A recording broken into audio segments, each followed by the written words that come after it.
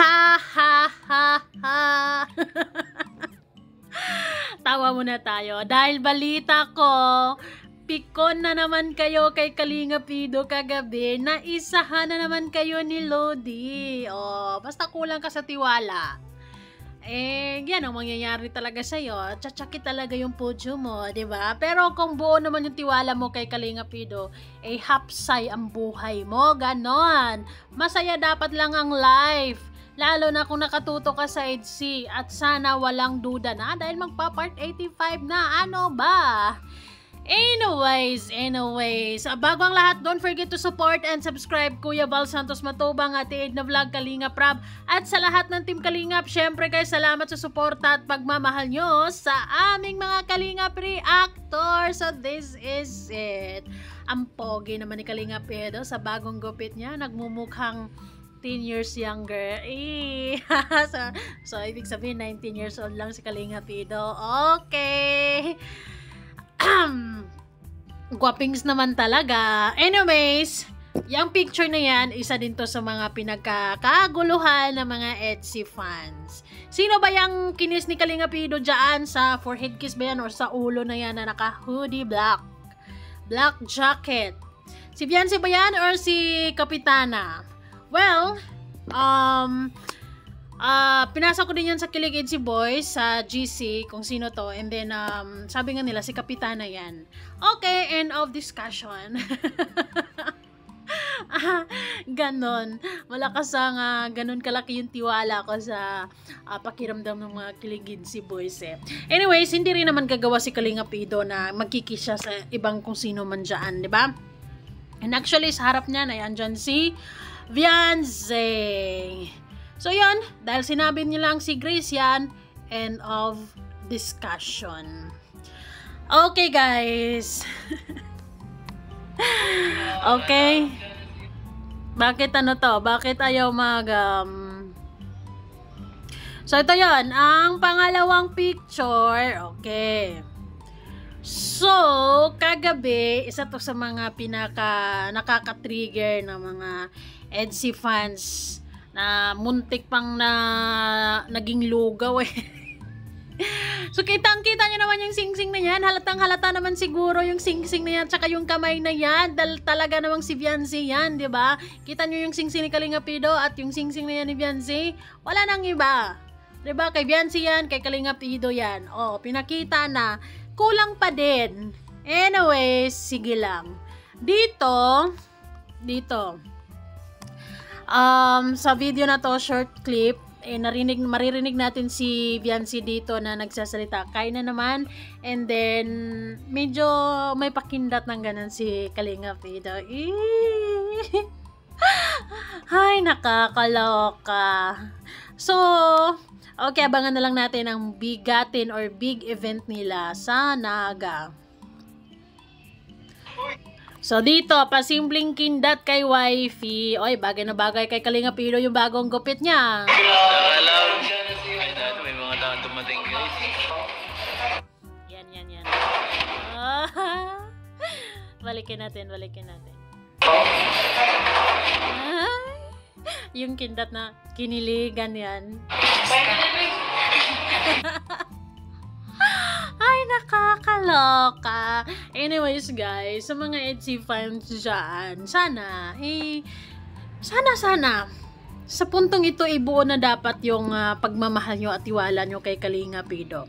Dahil kahit ako naman si Kalinga Pido talaga na hanggang ngayon paulit-ulit na lang yung eksigna natin, kung kini-question nyo pa rin yung pagmamahal ko kay Beyonce hanggang ngayon, or yung hindi pa rin nyo ako mapagkatiwalaan hanggang ngayon, ay talagang aasarin ko kayo ng aasarin.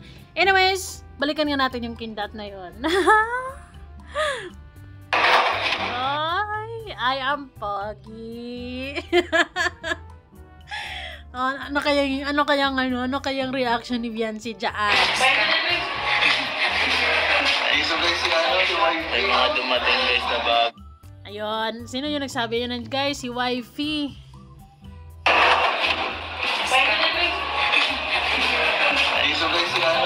May mga dumating guys na bagong mukha. Kain na pala. Kain na pala. Si Beyonce naman talaga yon.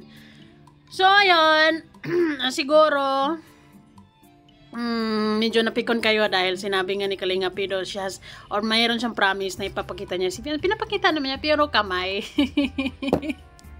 Siguro ayaw lang niyang spoiled ang mga bagay-bagay kung ano mang mga magaganap pa doon, 'di ba? Respeto na lang din kay Kalinga Prab para mas ano din, mas kaabang-abang actually para sa ating mga manonood na hindi natin nakikita si Viancy kung saan-saan, kung kani-kanino, at makikita lang natin mismo doon sa upload ni Kalinga Prab. And isa yan si Kalinga Pido talaga na mula noon hanggang ngayon, hindi yan basta-basta niya ipapakita si Viancy sa channel niya, lalo na kung merong vlog, di ba? Kasi kung ipapakita ni Kalinga Pido dyan, si Viancy, mawawala na tayo ng excitement. Hindi man lahat, pero yung iba, andyan pala si Viancy, di ba? Mas maganda yung wala tayong hindi natin siya masyadong nakikita. Uy, grabe. Nakalam dyan na si may mga taong dumating. Sa kalam, andyan na si wifey, sabi ni sino to? Kalingap JJ. So, hindi pala sabay si Kalingap Ido dito, papunta. So, iba yung sinakyan ni Viancy. Comment down below guys kung sabay ba sila or iba ang, siguro sabay si Viancy kay Grace. 'Di ba? Yun naman ay isa din yun sa mapagkakatiwalaan talaga ni Kalinga Prab pagdating sa mga Kalingap Angels. And lalo na kay Viancy dahil magkakaibigan din yung dalawa, di ba? Thank you.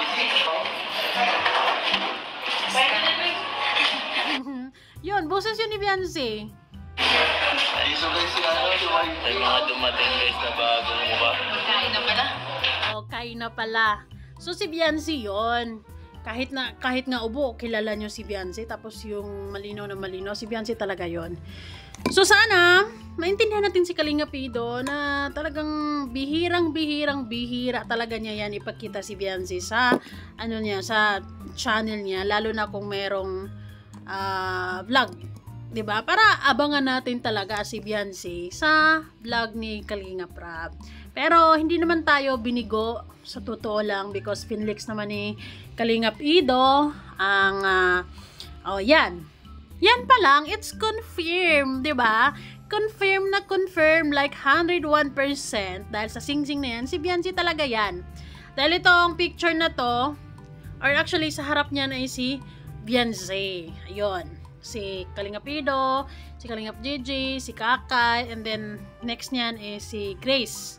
And then meron ding mga katabi si Viancy sa sa kabilang upuan. And then dinner time nila diyan. 'Di ba, guys? So I hope okay ka na.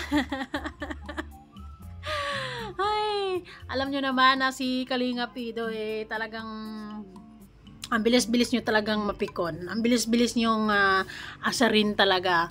Pag gusto ni Kalingap Idong pagtripan kayo, asarin kayo, talagang kuhang-kuha niya talaga yung mga inis nyo. Dahil hanggang ngayon, kulang pa rin kayo sa tiwala Pero hindi man lahat. Marami pa rin naman ang nagtitiwala talaga kay Kalingap Ido. And maraming salamat. Pero meron ding mga liquid talaga na edsi kuno, pero duda pa rin.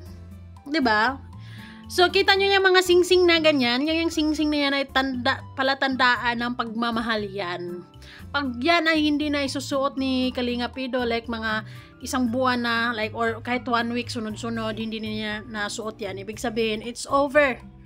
Pero, kita nyo naman kay Kalingap Ido, simula ng binigay niya yung singsing na yan, talagang suot-suot niya yan lagi. Kasi, yan yung nagpapaalala sa kanya na may Viancy sa buhay niya, inspirasyon, it's a commitment of love.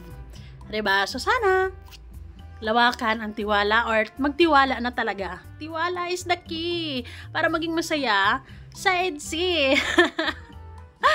Thank you, guys! Bye!